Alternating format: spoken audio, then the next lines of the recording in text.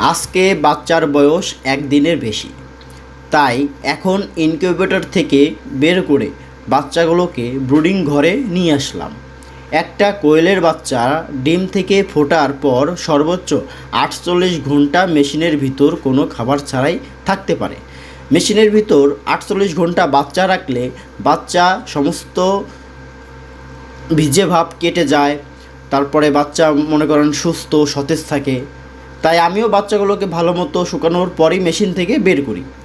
আমি নিজেই বানিয়েছিলাম মেশিনটি। 360 পিস ডিম দিয়ে 320টি বাচ্চা পেয়েছি। সবগুলো বাচ্চাই সুস্থ ও সতেজ ছিল, কোনো সমস্যা ছিল না।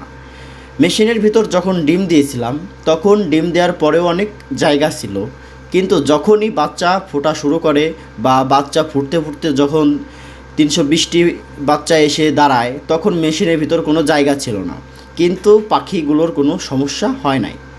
এরপর পাখি নেওয়ার আগেই ব্রুডিংয়ের জন্য জায়গা প্রস্তুত করা, তাই ব্রুডিংয়ের জন্য জায়গা প্রস্তুত করি, কিন্তু ব্রুডিংয়ের জন্য তেমন কোনো খরচ করি নাই, খুব অল্প খরচেই তৈরি করে ফেলেছি।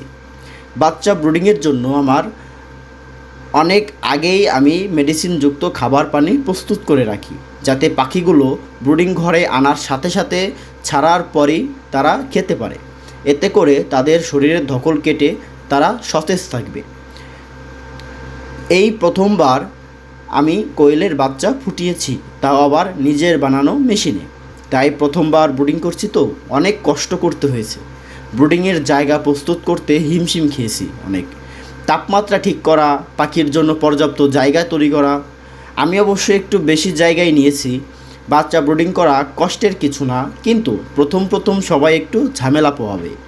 ব্রুডিংয়ে একদিন হয়ে গেলেই আর কোনো সমস্যা হয় না, শুধু সময় মতো পানি আর খাবার, আর এর সাথে তাপমাত্রাটা ঠিক রাখা জরুরি। প্রথম দিন তাপমাত্রা রেখেছি 36 থেকে 37 ডিগ্রি সেলসিয়াস। আস্তে আস্তে অল্প অল্প করে তাপমাত্রা কমিয়ে স্বাভাবিক তাপমাত্রায় নিয়ে আসতে হবে।